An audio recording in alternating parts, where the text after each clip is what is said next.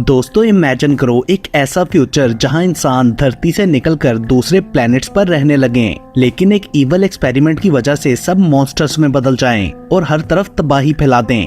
ऐसे में क्या एक बाप अपनी बेटी को बचा पाएगा? आइए देखते हैं आज के साइंस फिक्शन फिल्म में, जिसका नाम है द ओसाइरस चाइल्ड। फिल्म के स्टार्ट में हमें काफी आगे का फ्यूचर दिखाया गया है, जहां इंसानों ने अर्थ के अलावा बाकी यूनिवर्स में भी रहना स्टार्ट कर दिया है और अर्थ के बाहर एक मिलिट्री कॉन्ट्रैक्ट कंपनी एक्सोर ने आसमान में अपना एक बड़ा सा कॉम्प्लेक्स बनाया हुआ था, जहां से वो लोग धरती की तरह दिखने वाले एक हैबिचुअल प्लैनेट ओसाइरस को भी देख सकते थे। वहां भी इंसान एक कॉलोनी बनाने की कोशिश कर रहे थे। ऊपर आकाश में एक्सोर की कॉम्प्लेक्स के साथ मिलिट्री बेस फ्लोटीला भी थी, जहाँ के न्यू प्रोजेक्ट का इंचार्ज लेफ्टिनेंट केन होता है। केन एक कॉन्फ्लिक्टेड वॉर का हीरो था, जिसने धरती को अपने कॉम्बैट मिशन में होने वाले एक्सीडेंट की वजह से छोड़ दिया था, क्योंकि केन की एक गलती की वजह से उसके तकरीबन सारे साथी मारे गए थे, जिसके बाद ऑफिशियल्स ने उस पर ड्रग्स के इस्तेमाल का इल्जाम लगाया।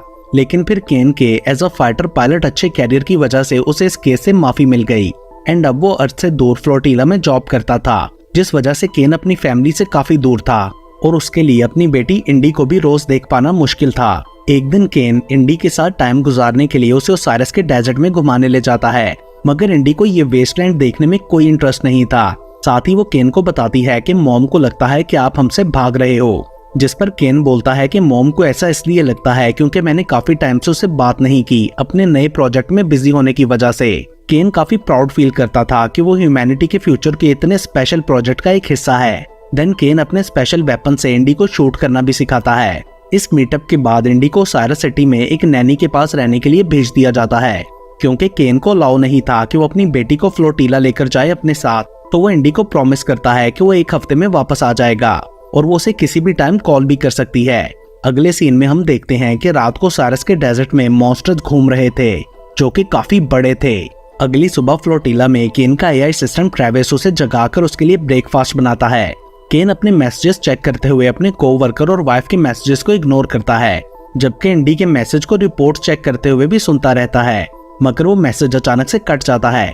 केन ट्रेविस से उसे दोबारा प्ले करने को बोलता है, जिस पर ट्रेविस बोलता है कि वो ऐसा नहीं कर सकता क्योंकि प्रिजन में होने वाली डिस्टर्बेंस की वजह से सारी कम्युनिकेशंस कट गई हैं। अगले सीन में हम एक्सोर कॉम्प्लेक्स की इंचार्ज जनरल लेनेक्स को देखते हैं। लेनेक्स एक ऐसी इंसान थी जिसे दुनिया के लोगों की नहीं बस अपनी ही परवाह थी। उसे कॉलोनी की रिपोर्ट मिलती है कि वहाँ प्रिजन में कुछ क्रिएचर्स घुसकर कैदियों को मार रहे हैं। ये क्रिएचर्स एक्सोर ने खुद एक्सपेरिमेंट के थ्रू बनाए थे। उन क्रिएचर्स ने कुछ और शहर भी तबाह कर दिए थे। ऐसा लग रहा था कि कुछ ही देर में वो वहाँ रहने वाले सब इंसानों को खत्म कर देंगे। कर्नल चाहता था कि वो लोग ज्यादा से ज्यादा इंसानों की जान बचा सकें, मगर लेनेक्स को लगता था कि इससे उनकी कंपनी की रेपुटेशन खराब होगी। सो वो कोई ऑल्टरनेट प्लान बनाने के लिए मीटिंग कॉल करती है, मगर वो मीटिंग में आए सभी लोगों से असल बात छुपाती है। उनमें केन भी था। लेनेक्स उन्हें बताती है कि कैदियों ने हंगामा किया और अब वो सब एक ऐसे लीथल वायरस के कब्जे में है जिस पर एक्सोर ने एक्सपेरिमेंट किया था और वो लोग इसके थ्रू प्लेनेट को होस्टेज बनाना चाहते हैं। और अब अगर एक्सोर ने उन लोगों को रोकने की कोशिश की तो वो लोग कैपिटल सिटी में वो वायरस रिलीज कर देंगे।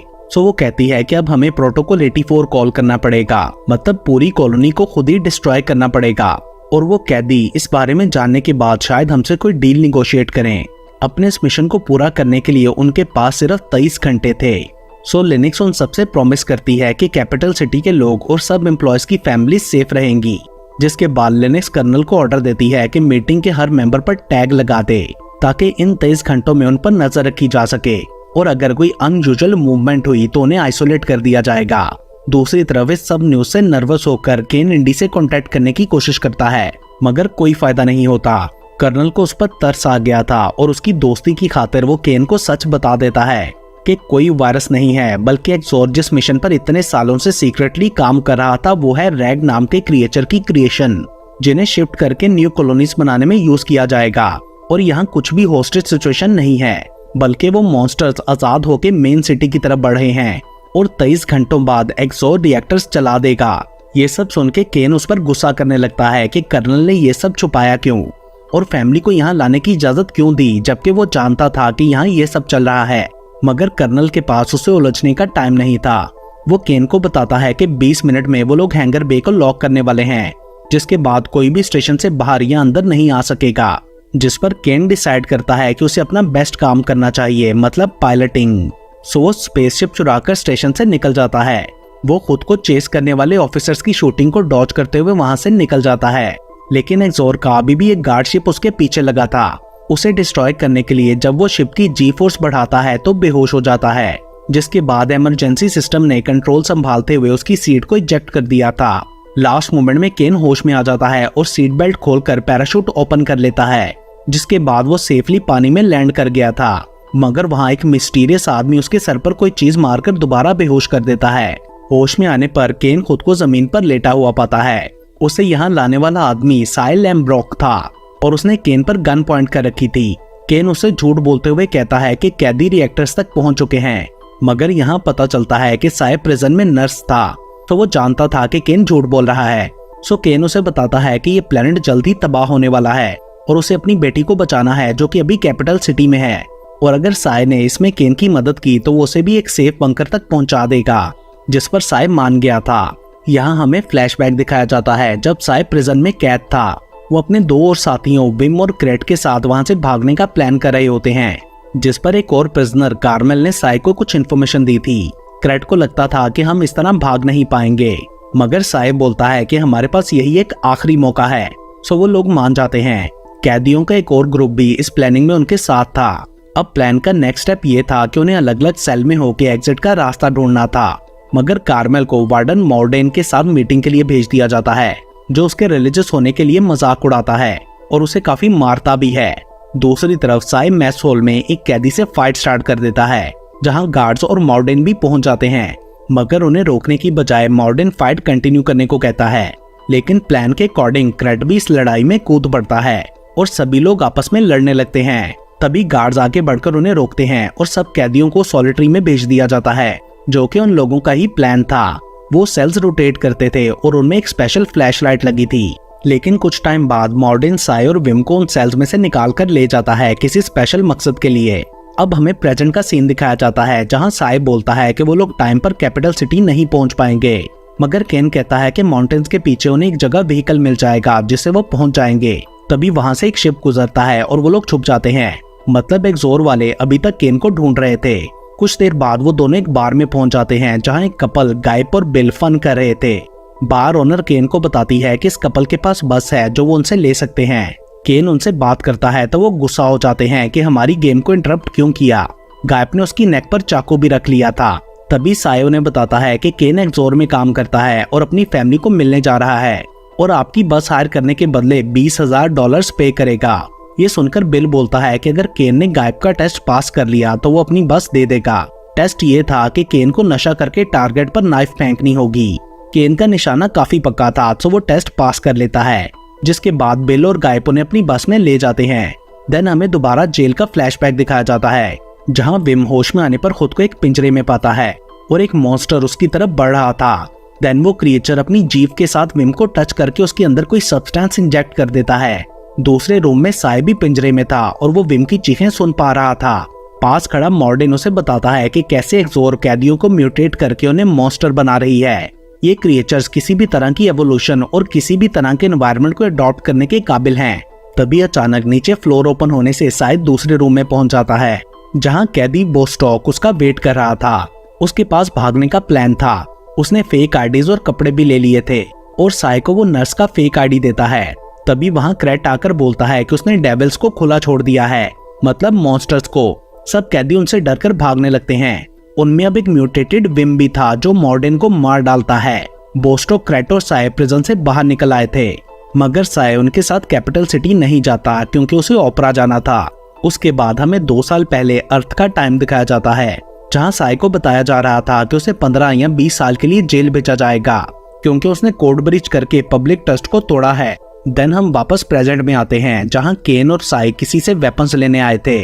मैंडल और जॉयो ने उनके ऑर्डर किए गए वेपन्स ला कर देते हैं। $30,000 की पेमेंट करने के बाद वो लोग वहां से निकल जाते हैं। जॉय और मॉन्डल इतने पैसे पाकर सेलिब्रेट कर रहे थे कि तभी वहां मॉन्स्टर्स पहुंच जाते हैं। 2 मॉन्स्टर्स को तो किसी तरह उन्होंने मार डाला था, मगर बाकी उनके रूम में घुस आए थे। सो जॉय ग्रेनेड चला देता है। दूसरी तरफ केन बस में उन सबको मॉन्स्टर्स और रिएक्टर बॉम्ब के बारे में बताता है, जो कि 4 घंटों में फटने वाला था। प्लेनेट के कैपिटल ओसाइरस तक पहुंचने पर वो लोग देखते हैं कि वहाँ हर तरफ मॉन्स्टर्स फैल चुके थे जो लोगों को मारकर उन्हें भी म्यूटेट कर रहे थे। सो वो लोग अपने वेपन्स निकाल लेते हैं। उनका प्लान था कि केन और साई इंडी को ढूंढने जाएंगे और बिल और गायब उन्हें कवर देंगे और बस को भी प्रोटेक्ट करेंगे। उन्होंने पास आने वाले सब मॉन्स्टर्स को मार डाला था। उधर केन और साई इंडी की बिल्डिंग में जाते हैं जहाँ एक नेबर उन्हें बताता है कि मैंने इंडी को नहीं देखा। ऊपर अपार्टमेंट में पहुंचने पर उन्हें नैनी मरी हुई मिलती है, मगर इंडी बिल्कुल सेफ क्लोजेट में छुपी थी। सो वो उसे लेकर वापस नीचे आने लगते हैं तो स्टेयर्स में एक मॉन्स्टर आ जाता है। सो उन्हें वहां से निकलने के लिए दूसरा रास्ता ढूंढना था। मीनवाइल बिल को एक क्रिएचर ने जख्मी कर दिया था। सो गायब उसे घसीटकर वापस बस में ले आती है। उधर केन और उसका ग्रुप बिल्डिंग की छत पर पहुंच जाते हैं।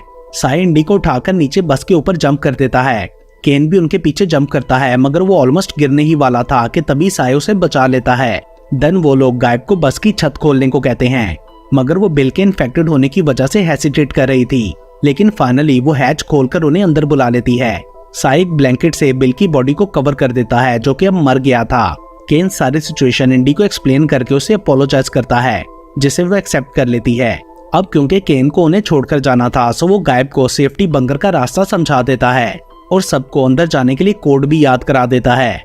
दूसरी तरफ एक्सोर में लिनक्स प्रोटोकॉल 84 स्टार्ट करने वाली थी कि तभी उसे बताया जाता है कि एक बस उनके सेफ्टी बंकर की तरफ बढ़ रही है। सो वो उनके पीछे एक शिप भेज देती है, जिसे देखकर केन इंडी को सीट के नीचे छुपाकर गायब से अभी टर्न ना लेने को बोलता है ताकि शिप समझ ना सके कि वो कहाँ जा रहे हैं। कुछ देर उनका पीछा करने के बाद शिप वहां से चली जाती है। सो गायब बंकर की तरफ टर्न ले लेती है, मगर तभी अचानक से शिप ने सामने आकर उन पर शूटिंग स्टार्ट कर दी थी, जिसमें गायब और केन मारे गए थे। शिप के चले जाने के बाद साई इंडी को उठाकर बंकर की तरफ भागने लगता है। रास्ते में एक मॉन्स्टर भी उनके पीछे लग गया था। केव्स में पहुंचकर वो साई को अपनी जीप से इन्फेक्ट कर देता है, मगर साई ने उसे शूट करके मार डाला था।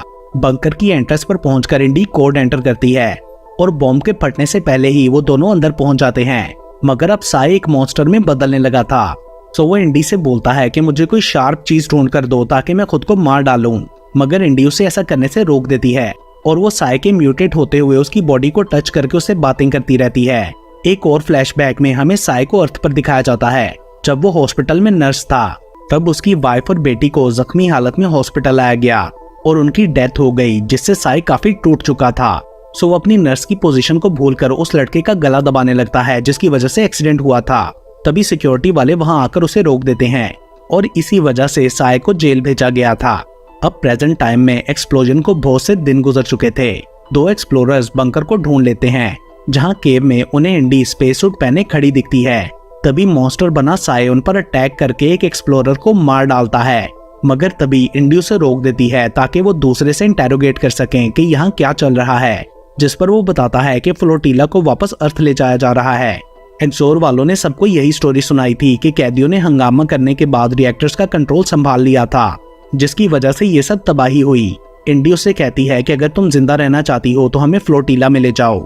उस लेडी के पास ये बात मानने के अलावा और कोई रास्ता नहीं था, सो वो उन्हें अपने साथ शिप में ले जाती है। इंडी साई से साइन लैंग्वेज में बात कर रही थी कि हम फाइनली अपने घर वापस जा रहे हैं। साथ ही वो अपने डैड को गुड बाय बोलती है और इसके साथ ही ये मूवी यहीं